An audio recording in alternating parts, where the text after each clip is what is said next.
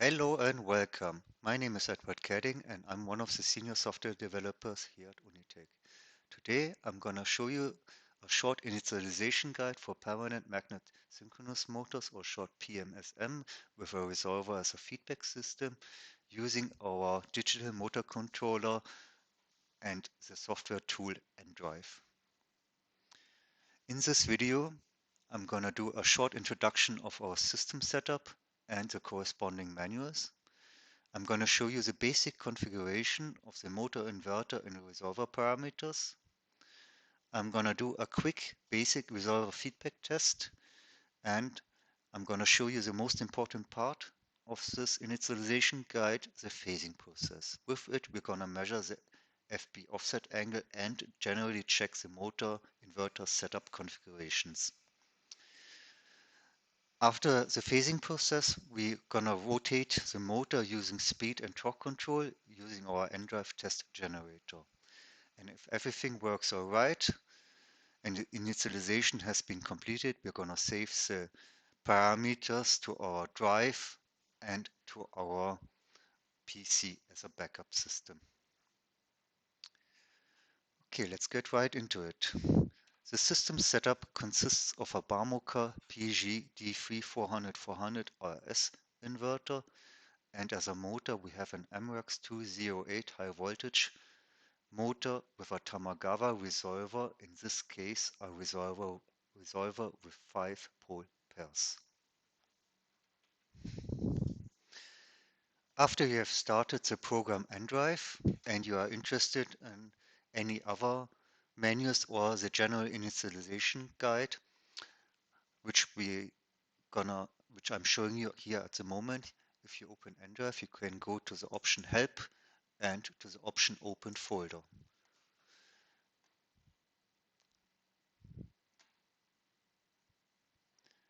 Then it will direct you to the Endrive folder, Endrive manuals, where you can find the initialization process resolver or SSI absolute encoder, which is basically the tutorial for initialization of this kind of setup, which I'm showing you.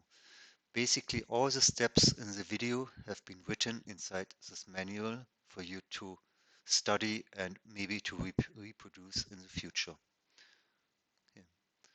But to continue our setup, I'm going to open the Endrive data manual and Endrive at the same time. We're going to connect to our drive, to our Bamocar 400/400 drive via the RS-232 communication channel by selecting the corresponding connected COM port. In this case, COM port 4. If you are unsure which COM port you have to select, I recommend to check via the device manager to see which COM port you are using for your RS-232 USB converter. After we have connected to the drive successfully, we can see that it is connected by it showing us that the drive is online to the COM port, and we see the current firmware version on the drive, in this case 484. For our system setup, we try to check the nominal motor speed. In this case, Emrax does not provide us with a nominal speed, but with the maximum limited speed, in this case 7000 RPM. Inside the settings page, we select the nominal RPM speed 7000, and we have to configure the resolution of our RPM speed for our 16-bit conversion to 7000 RPM. This parameter is especially important for the general system setup. And since we are trying to control a permanent magnet synchronous motor, we have to select the motor type EC servo. Next, we're going to configure the motor peak and continuous current values, which in this case are stated in ampere RMS.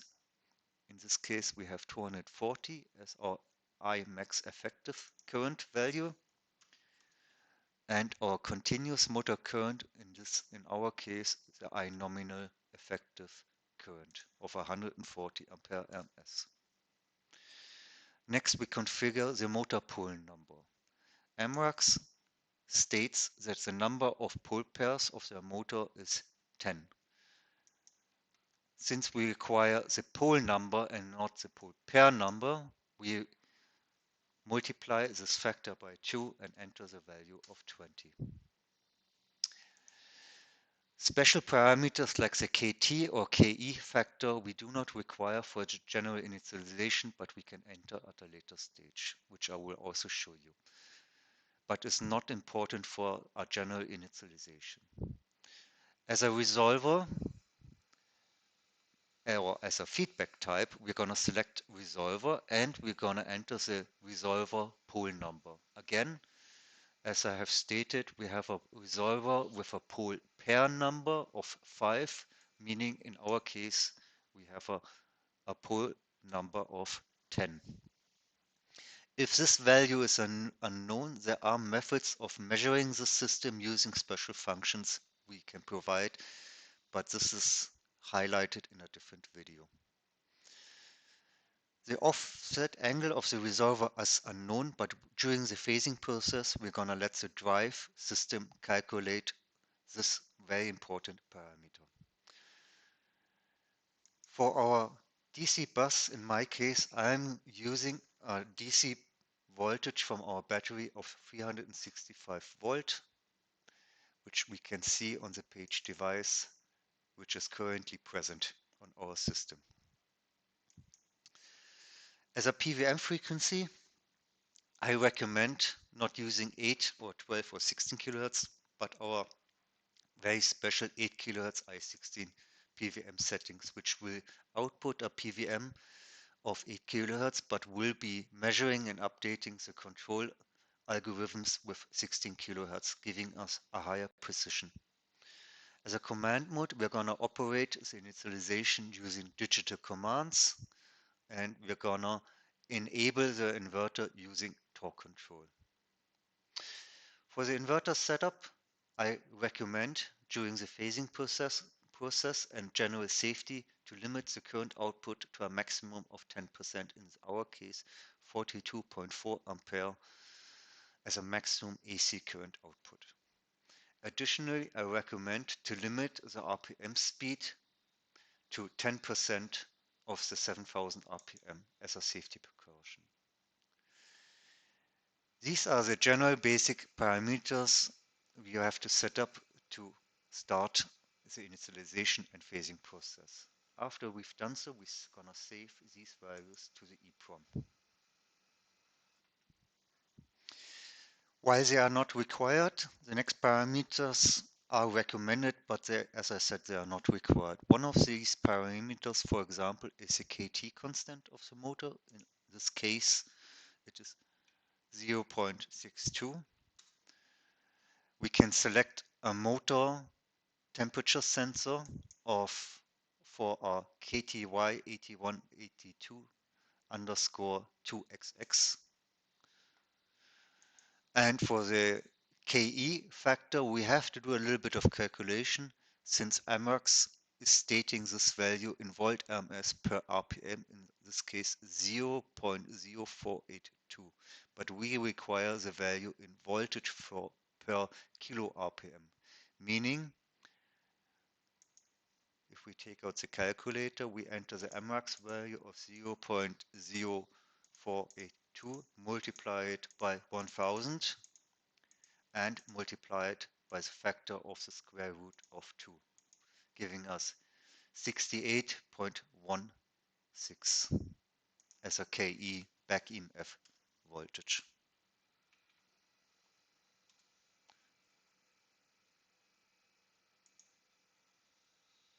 Great. These parameters were also saved to the drive, and that's basically it. As a reference, I have shown you this is our motor, our 208 motor on our test bench. And now after we've done the initial settings, we're gonna check if our resolver feedback system is actually working. In this video, you see the front of the motor. meaning a shaft is connected to the front of the motor, and at the back we can see the UVW motor phase connections. Before we even enable the drive or test anything, we're going to check the resolver feedback signal by just simply going to the motor and rotate the motor in clockwise direction. And on the top left corner of N-drive, we should see a positive feedback signal of the resolver signal. If we rotate in anti-clockwise direction, we see a negative signal. This already shows us that the feedback system is working, and as an extra, we do not see any errors that our feedback system is seeing any problems, which is great. That's basically it. So now we're gonna head over to our phasing process, phasing rotating process. The phasing rotating process is a system, an algorithm where we do several checks at once. After we started, the motor will be executed to our AC current, and the motor will rotate 360 degrees in clockwise direction. This will show us several system setup results. When the motor rotates 360 degrees, it shows us that our motor pull number has been configured correctly. If the motor rotates in clockwise direction, it shows us that the UVW motor phase cables have been connected correctly. After the 360 degrees, the feedback offset angle will be measured, which is very important for the general system setup. For initialization, I'm using the general GPIO inputs to start the system. The phasing rotating is started as following. After we press the button start, you've got 10 seconds time to enable the inverter. After we enable the inverter, the motor will be exited. It will rotate 360 degrees with a static AC current, and the phasing process will tell us to disable the inverter.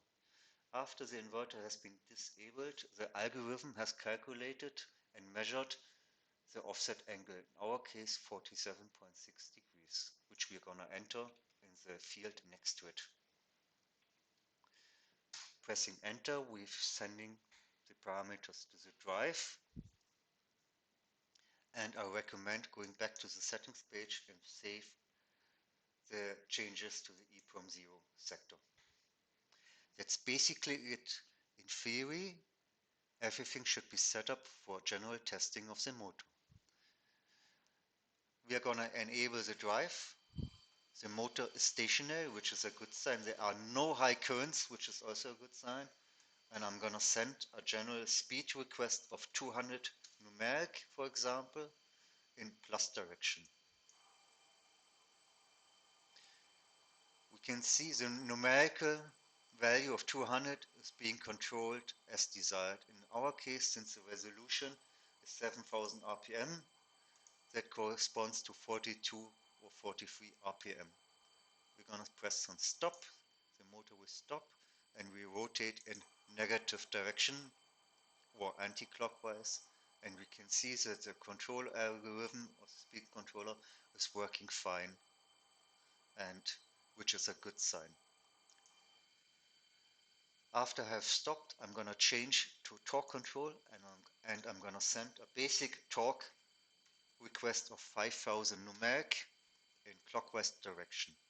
The motor will rotate now using torque control, but will be limited to a maximum of 10% of the 7000 RPM. I'm going to send a torque command. The motor rotates a lot faster, and we can see the speed controller is limiting the allowed RPM speed to 700 RPM. I'm going to send a torque request of 0. The motor runs freely to a stop, and I'm going to send a torque command in negative direction and we can see the same result and the same current applied to the AC, which is a good sign, showing us that the offset angle we have measured is has been measured to a let's say good enough value, since the process is only exact to a degree of plus minus 2%. Yes, that's basically it. After we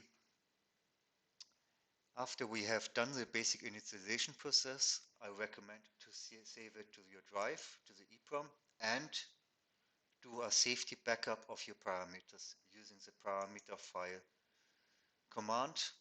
And I generally recommend to use the newest date, the motor type, in our case a high voltage motor, the inverter type, and maybe a little bit of text what you have saved. In this case, init default parameters, and save.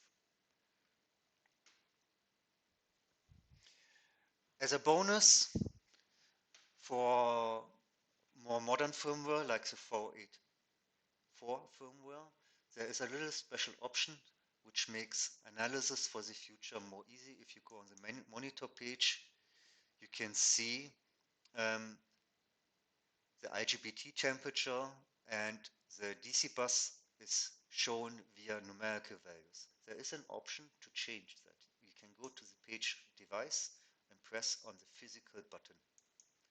If you press on the physical button, on your CAN bus, for example, the motor voltage is now sent via DC volt, in this case 366.1 or 0.4 volt. The IGBT temperature is 22.3 degrees Celsius, and the motor temperature, since we have selected a sensor type from the motor already, is already sent in degrees Celsius, making it a little bit more easy for processing. That's basically it. I hope you enjoyed this little initialization guide video. It's been a pleasure, and more videos are gonna be on different topics will be provided in the future. I hope I could help. All the best and happy testing. Bye.